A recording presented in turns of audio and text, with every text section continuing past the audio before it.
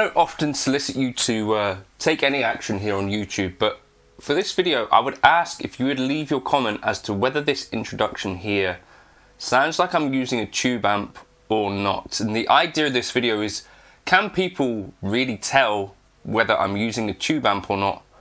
There's no trickery or anything like that. Either I will be or I won't be, and I'll tell you. But please leave a comment below. I want to read through this and see kind of how many of you folks can really hear when I'm using a tube amp or not. This channel is supported by TrueFire. TrueFire is an online library of lessons from some of my favourite players. There's thousands of lessons on there. You can use the promo code JNC40 to get 40% off of any of their courses.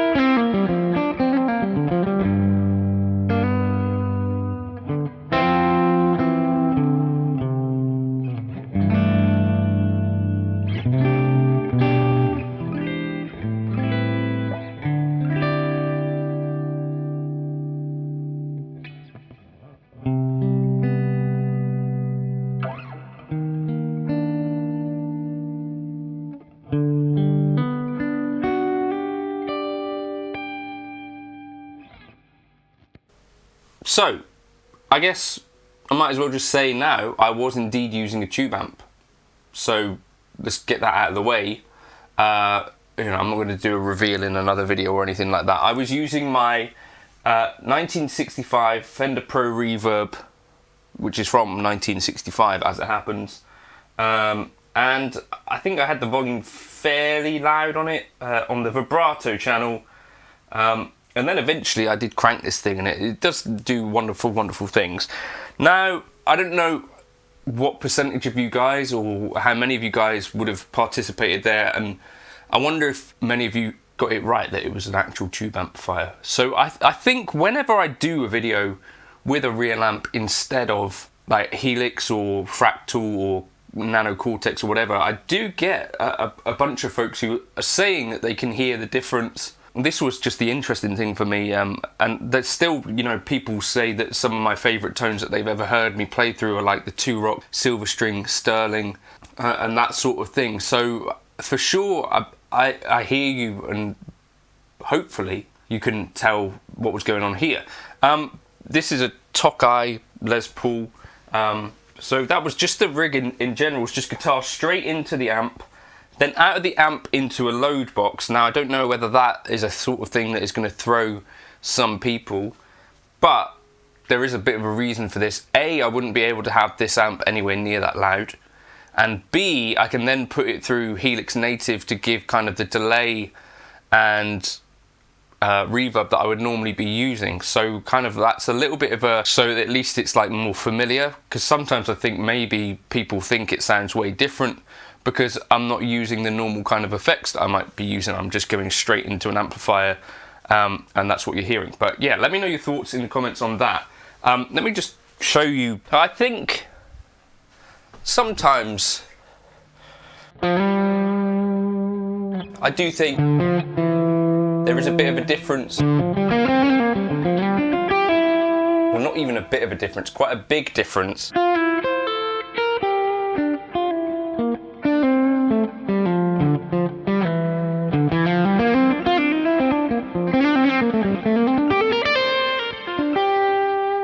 In like the way that it's responding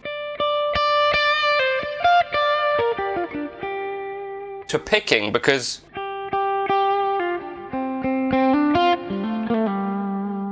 there's like a real clarity.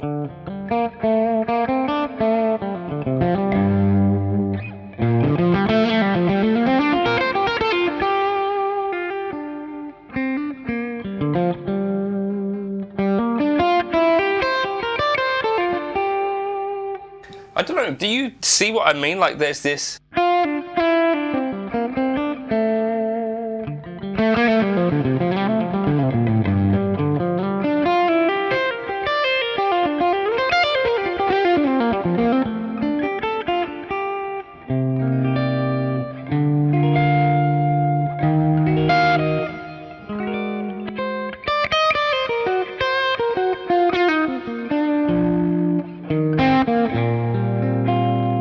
So this is a Pro Reverb on 10, basically, with the bright switch on.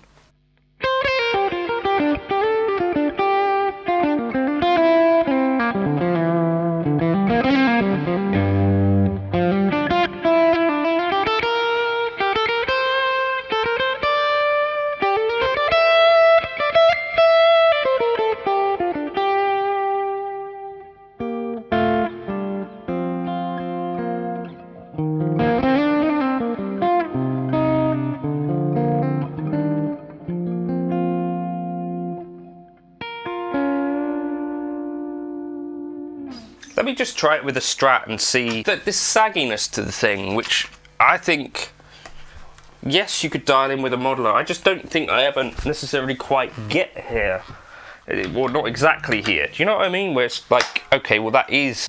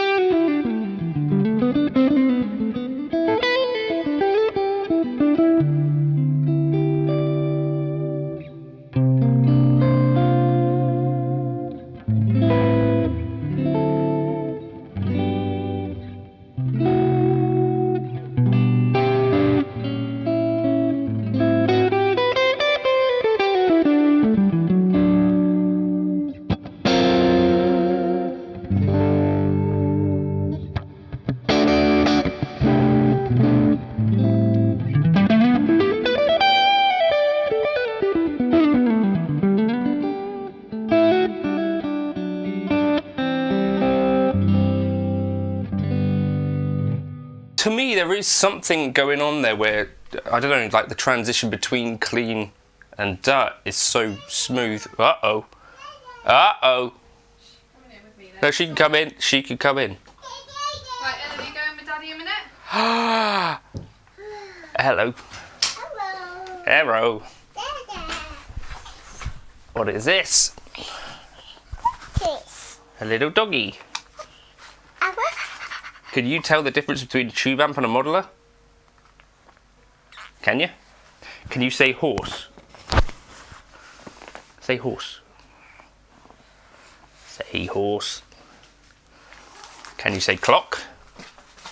Oh no, that's my Joyo pedal. I haven't demoed that yet. Anyway, yeah, let me know your thoughts in the comments. Cheers for stopping by.